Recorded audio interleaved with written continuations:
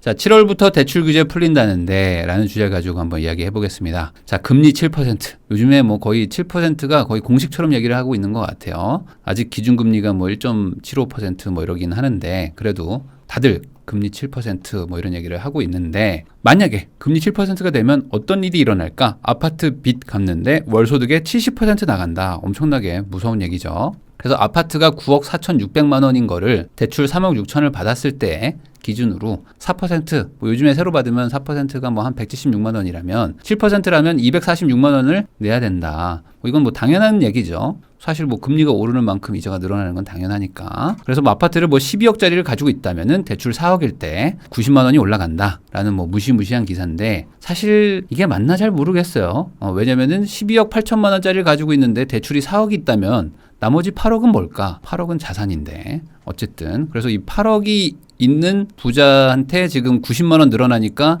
월소득의 70%를 갖다 낸다라는 게 이제 무시무시하다는 건데 이 집을 산 것도 대단한 건데 라는 느낌도 들죠. 어쨌든 그러다 보니까 요즘에 이제 금리 7% 얘기들이 막 나오고 금리 7%가 될 것이다 이제 큰일 났다라는 기사도 막 쏟아져 나오는데요. 그러다 보니까 지금 뭐 소위 말하는 뭐 영끌족이라고 해서 영끌한 사람들 이제 큰일 났습니다라는 기사도 많고 뭐 그런 얘기들도 많은데 뭐 이건 제가 여러 영상에서 얘기했지만 사실 뭐 영끌족들이 큰일 났다라고 보기는 좀 어려운 부분이 분명히 있어요. 왜냐면 이제 과거에 사신 분들은 집값이 또 많이 올랐고 또 최근에 산 분들이 문제인데 이런 분들은 영끌이라고 하기가 참 어려운 수준으로 대출 규제가 강력했던 기간이었기 때문에 뭐 어느 정도 현금이 있으니까 사실 수 있었다. 그래서 이게 끝났다라기에는 금리 가지고 얘기가 안 되는 부분이 분명히 있습니다. 그렇지만 그런 분들과는 상관없이 앞으로 받을 분들, 그러니까 나 이제 집 사야 돼라는 분들 입장에서는 걱정이 될 수밖에 없죠. 왜냐하면 금리가 올라가는 건 기정사실이니까 옛날에 살 때 대비해서 금리가 더 오른 상태에서 사는 거라 부담이 될 수밖에 없습니다. 근데 이런 분들한테 뭐 좋은 소식이라고 해야 될까라고 뭐 애매할 수는 있는데 이런 금리 인상과 또 반대편에서는 또 대출 규제를 완화해 준다는 얘기들이 계속 나오고 있어요. 그래서 오늘은 그 이야기를 해봅니다. 자, 버는 만큼 빌리는 신용대출이 풀린다. 이게 무슨 소리냐? 신용대출 규제가 있었단 말이죠. 근데 이게 풀린다는 얘기입니다. 그래서 연봉의 2~3배까지 빌릴 수가 있습니다라는 기사인데요. 지금 현재 기준으로는요. 신용대출은 연봉의 100%만 받을 수가 있습니다. 근데 이게 규제가 1년짜리거든요. 근데 이 1년짜리 규제가 이제 끝납니다. 6월 말에. 그러니까 이제 풀리는 거죠. 사실상. 규제가 일몰되는 거니까 규제가 풀리는 거와 뭐 마찬가지다. 그래서 지금 금융권에서는 이제 잠깐만 7월부터 사람들이 신용대출 많이 빌리러 올 것 같은데 라고 생각하니까 지금 미리미리 준비하고 있다. 그런 소식입니다. 근데 그러면 여기서 이런 의문이 드는 분들이 있을 거예요. 아니 그게 무슨 상관이냐? 뭐 지금 뭐 대출 안 나오는 건 뭐 마찬가지인데 별 상관 없을 것 같다. 라고 생각하실 수도 있는데 그렇지는 않습니다. 왜냐면 이게 전세를 얻어보신 분들은 이해를 하실 텐데 전세 대출이 서울보증보험이 그래도 제일 많이 해주는데 최대 5억까지 해줍니다. 그러니까 뭐 전세를 예를 들어 뭐 8억짜리를 내가 살아야 된다. 그런 분들 입장에서는 대출이 5억이 나오니까 뭐 최대 그래서 내가 현금이 뭐 얼마 없어도 대출을 받아가지고 5억 받고 그럼 나머지 3억을 어딘가에서 구해와야 되잖아요. 이 3억에 해당하는 이 플러스 알파에서 사실 신용대출이 꽤 많은 포지션을 차지를 하고 있었어요. 뭐 예를 들어 뭐 한 강남에 뭐 10억짜리 전세를 살아야 되는 분이 있다고 칠게요. 그러면 대출이 뭐 5억까지는 나온다고 치고요. 그럼 나머지 5억을 구해야 되는데 5억이 현금 다 있는 분들도 있지만 반대로 강남에 가서 전세 10억짜리를 살아야 되는 분들이라면 그래도 좀 소득도 좀 높고 뭐 전문직일 가능성도 높고 뭐 하잖아요. 그러니까 연봉이 높았단 말이죠.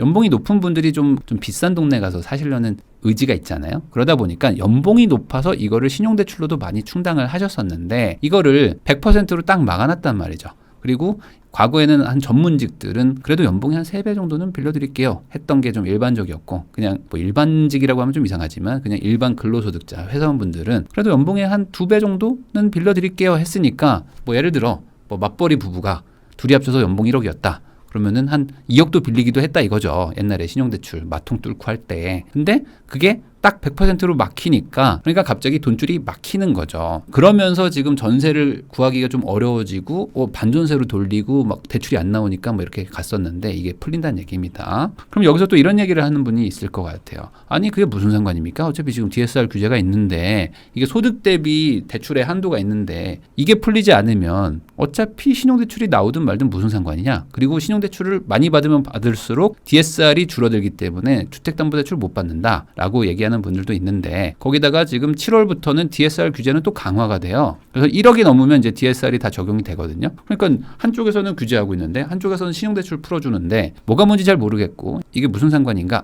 하는 혼란한 분들한테 얘기를 하는 겁니다. 요걸 좀 정리를 하면요. 이런 겁니다. 전세자금 대출은 사실 DSR 적용이 안 돼요. 그러니까 DSR과 아무 상관이 없는 거예요. 이 전세 쪽에서는요. 그래서 이 전세 사는 분들은 사실 이 DSR 규제를 걱정을 전혀 안 하세요. 어차피 나오는 거야. 그냥 소득과 상관없이 대출이 나오는 거니까 DSR 무슨 상관인데. 그래서 지금 전세 대출을 받고요. 그리고 신용대출이 이제 풀리면요. 신용대출을 받으면 이제 이게 두 개 합치면 꽤 돈이 되겠죠? 그럼 이거 가지고 지금 월세도 많이 비싸단 말이죠. 그리고 막 반전세가 늘어나고 막 한단 말이죠. 그런 상황에서 야 이거 월세로 막 이거 막 60만 원, 70만 원, 100만 원 내는 것보다는 차라리 신용대출 받아가지고 전세로 가는 게 싼 구간이 있습니다. 그러면 싼 구간이 맞으면 신용대출 받아서 전세로 들어가시려는 수요가 늘어날 수 있다는 거죠. 이건 DSR과는 상관이 없으니까. 자 그러면 집을 사는 사람들은 어떨까? 사는 분들도 사실 전세 끼고 집 사는 뭐 소위 말하는 갭투자자 이런 분들도 DSR 걱정을 안 합니다. 왜 그럴까요? 이 집을 사고 싶다면요. 전세를 끼는 순간 어차피 주담대는 못 받아요. 그러니까 주택담보대출을 받는 분들은 실거주자라고 생각하시면 됩니다. 그래서 이거 집 사고 싶다면요. 어차피 전세를 끼는 순간 이 주담대는 못 받거든요. 그러니까 이 주담대를 못 받는 거기 때문에 뭐 DSR이 상관이 없어요. 그래서 이 주담대를 받는 분들은 대부분 다 실거주자입니다. 그래서 대출을 받아가지고 실거주 들어가면서 신용대출 받고 해서 모자라는 돈 채워가지고 들어가서 살아야지라고 생각하시는 분들만 DSR 때문에 집을 못 사요 라는 거라는 거죠. 그래서 이렇게 전세 끼고 집을 살려고 하는 분들 이게 뭐 투자가 아니라 지금 대출이 안 나오니까 우선 사놓고 우리 돈 찬찬히 모아가지고 뭐 3년 뒤, 뭐 5년 뒤, 뭐 6년 뒤에 들어갑시다 라고 미래를 도모하는 분들 입장에서는 어차피 전세라는 걸 끼고요. 그리고 있는 현금에다가 신용대출까지 모아가지고 집을 사는 건데 이 신용대출이 풀리니까 집을 사는데 조금 더 좀 나아지는 상황이라고 보시면 될 것 같아요. 그래서 지금 이 최근에 요즘 뭐 기사를 보시면은 뭐 시장이 뭐 멈췄다. 그리고 급매나 이런 것만 거래가 된다. 그래서 사는 사람도 없고 뭐 파는 사람도 없고 뭐 매물이 쌓인다. 뭐 이 동네는 뭐 매수가 없어요. 하면서 말 그대로 이 시장이라는 게 그냥 작동을 안 합니다. 거래량이 뭐 사상 최저입니다라고 이야기를 하는 이유 중에 금리 인상도 있지만 사실은 대출 규제가 더 크거든요. 이게 지금 작년부터 신용대출이 탁 막히고 LTV도 뭐 막히고 DSR도 막 갑자기 들어오면서 대출이 잘 안 되는 거예요. 근데 집이라는 건 사실 대출 받아서 사는 분들이 대부분인데 대출이 안 되니까 그럼 얼마나 안 됐을까를 보면요. 이거 보이시죠? 이제 신용대출 등 해서 기타 대출인데 이게 올해입니다. 그러니까 작년 12월부터 해가지고 올해까지 신용대출이 지금 마이너스 2조씩 막 나옵니다. 마이너스 3조씩. 그래서 지금 상반기에만 거의 9조가 신용대출이 상환이 됐어요. 그러니까 신용대출이 보통 뭐 1년 단위로 막 만기가 돌아오는데 만기 때 다 그냥 커트 당한 거죠. 저 연장할게요 하면은 막 다 커트 당하고 저 연봉의 100%로 다 줄입시다 하면서 막 회수가 막 된 거죠. 그러다 보니까 주택담보대출도 줄긴 줄었지만 이 신용대출이 많이 줄면서 사실상 시장에서 돈이 많이 회수됐다. 그러니까 집을 사기가 상당히 어려운 상태였던 거죠. 근데 이거는 당연한 게 여러분들도 뭐 2, 3년 전부터 집을 사려고 막 알아보신 분들은 알 겁니다. 주택담보대출 어차피 못 받았어. 주택담보대출 안 해준 지 꽤 됐습니다. 지금 뭐 다주택자들이 뭐 집을 사요라는 거는 그거는 좀 잘못된 오해인 것 같고요. 다주택자들 대출 규제한 거는 벌써 한 4년 정도 됐고 1주택자들도 실거주 안 하면 막 대출 다 규제하고 한 지가 꽤 됐기 때문에 주담대 어차피 못 받아. 무주택자들 아니고서는 못 받습니다.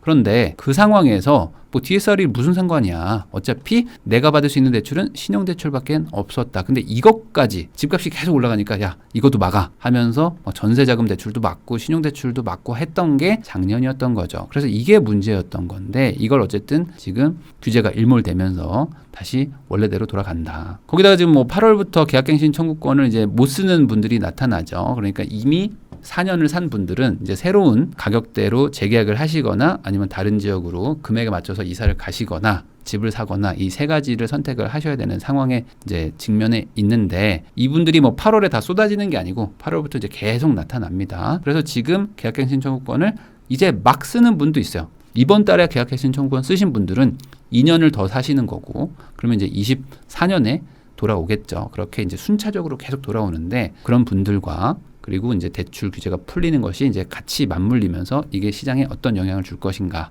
이걸 좀 봐야 되겠죠. 거기다가 지금 뭐 인터넷에서 막 돌아다니고 있는데 아직 엠바고가 있어가지고 제가 다루진 않지만 대출 규제 완화 정책이 이번 주에 나올 것 같아요. 보니까. 그래서 뭐 이거저거 막 있더라고요. 그래서 정식으로 발표가 되면 한번 다뤄보겠습니다. 근데 뭐 내용을 보니까 뭐 생애 최초 대출 완화해 주는 것도 있고, 청년들한테는 DSR을 조금 더 완화적으로 적용을 시켜가지고 조금 한도를 좀 풀어주겠다. 그리고 이제 신용대출 완화해 주는 거, 뭐 세금 규제를 좀 풀어주는 거, 이런 것들이 좀 담겨 있는 것 같더라고요. 그래서 그런 것들도 어느 정도 좀 집을 매수하는 거에 조금 더 어려움을 좀 줄여준다, 이런 걸로 보시면 될 것 같아요. 어쨌든 대출을 풀어주고 뭐 세금을 깎아주고 하는 것들은 집을 사는 데는 도움이 되는 정책이니까. 그러다 보니까 지금 금리 인상이 걱정되고 막, 그리고 앞으로 이제 집값이 막 하락할 것 같다라는 게 걱정되는 분들 입장에서는 이제 집을 안 사겠다는 분들도 있고, 반대로 집을 사긴 사야겠다라는 분들 입장에서는 좀 규제 좀 풀리면 살 거예요 라고 하는 분들도 있단 말이죠. 근데 이거는 서로 반대되는 말인 거죠. 집을 안 사겠다, 이건 좋다 이거죠. 집을 안 사는 거는 뭐 선택이니까. 근데 집을 안 사도 결국에 노숙할 거 아니면 전월세는 살아야 됩니다. 그러니까 집을 안 사겠다는 분들, 금리 인상되고 뭐 상황이 이렇게 심각한데 왜 집을 사냐, 말도 안 된다, 이제 떨어질 일만 남았습니다라는 분들은 결국에 전월세를 살게 되시는 거잖아요. 그러면 이 전월세 사는 게 무조건 좋은 거냐라는 것도 고민을 해봐야 돼요. 왜냐, 이 금리 인상이 이렇게 많이 되고 뭐 7% 가고 8% 가면 집주인들은 지옥이 펼쳐집니다 라고 얘기하는 분들도 많단 말이죠. 근데 이런 상황에서 집을 사라고? 이 말도 안 된다라는 말을 하시는 분들은 반대로 그러면 어떻게 할 거냐 이거죠. 어떻게 할 거냐. 집을 안 사고 무주택으로 어떻게 이걸 해결할 거냐. 어떤 분들은 이런 분들이 있더라고요. 자기 부모님이 뭐 다가구를 가지고 있어요. 그래서 거기서 뭐 신혼집을 시작하려고 합니다. 그런 분들은 괜찮죠. 안 사도 그만이니까. 대안이 있으니까. 근데 대안이 없는 분들도 많거든요. 근데 여기서 이제 두 종류잖아요. 돈이 없다. 저는 돈이 없어요. 저는 지금 사회 초년생이고 아예 돈이 없는데요. 현금 1,000만 원 있습니다. 그런 분들은 뭐 전세나 월세를 사는 방법밖에 없죠. 집을 살 돈이 없으니까.